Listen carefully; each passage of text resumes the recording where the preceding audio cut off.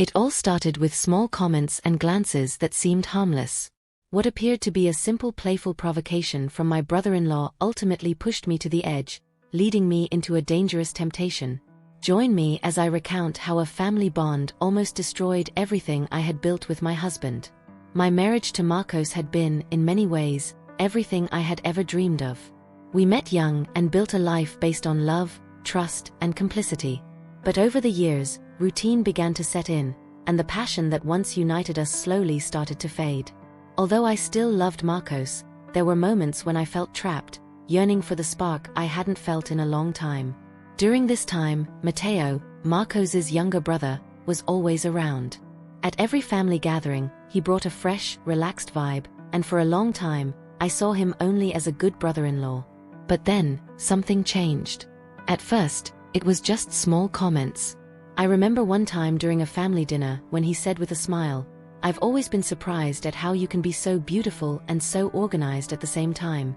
I laughed, thinking it was just a friendly joke, but inside, I felt a slight tingle that I couldn't ignore. As time went on, Mateo's glances became more intense, more lingering. The accidental brushes of our arms started to feel less coincidental, and soon I realized that every time we were in the same space, he sought to be close to me.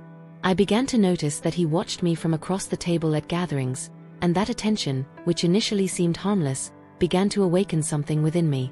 At first, I ignored it. He was my brother-in-law, my husband's brother. It couldn't be anything more than coincidence, I thought. But as the provocations became more direct, more suggestive, I found myself caught in a mix of nervousness and flattery that I couldn't avoid. I knew I was playing with fire, yet I couldn't deny how Mateo made me feel. One weekend, Marcos left for a work trip. Mateo came over to help me with some repairs we had been putting off for quite some time. We spent the whole day together, working on small tasks and sharing light conversations, but the tension between us was palpable. Every time our eyes met, I felt my heart race. I knew I was about to cross a line I should never have considered. After we finished the repairs, Mateo suggested we take a break. We sat on the sofa with glasses of wine, and the conversation turned more personal, more intimate.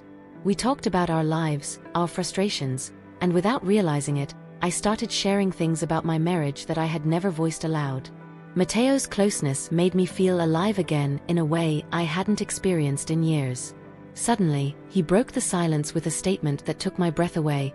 "I've always wondered what it would be like to be with someone as incredible as you."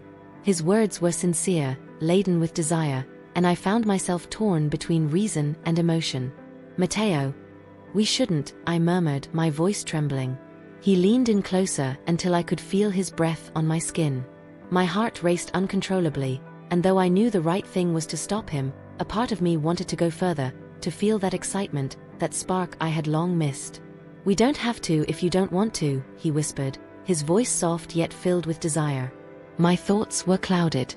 My mind screamed at me to pull away, to stop it, but my body didn't react. Before I could process it, Mateo kissed me. It was an intense kiss, charged with the repressed passion of weeks of provocations. For a few brief seconds, I let myself go. I reveled in the feeling of being desired, of feeling alive once more. But just moments later, reality hit me with devastating force. I pulled away quickly, my heart racing and a wave of guilt flooding every part of my being. "I can't do this to Marcos," I whispered, feeling tears welling up in my eyes. Mateo looked at me, his expression filled with surprise and regret. "I'm sorry," he said, though desire still sparkled in his eyes. I hurriedly got up, unable to bear the weight of what had just happened. My mind was in chaos, and as I headed toward the door, tears began to stream down my face. I knew I had betrayed Marcos, even if only for an instant, for a moment of weakness. That kiss, that temptation almost ruined everything. That night was a painful lesson about how easy it is to give in to temptation when you feel vulnerable. I learned that while emotion and desire can be intense, it's not worth sacrificing a relationship built on love and trust for a moment of weakness. In the days that followed, I felt overwhelmed by guilt. I tried to avoid Mateo at family gatherings and worked hard to reconnect with Marcos, to reclaim what we had lost before it was too late. Every time I looked at him, the weight of my secret consumed me, but I knew I couldn't confess what had happened. I had to focus on our marriage and not lose sight of what truly mattered.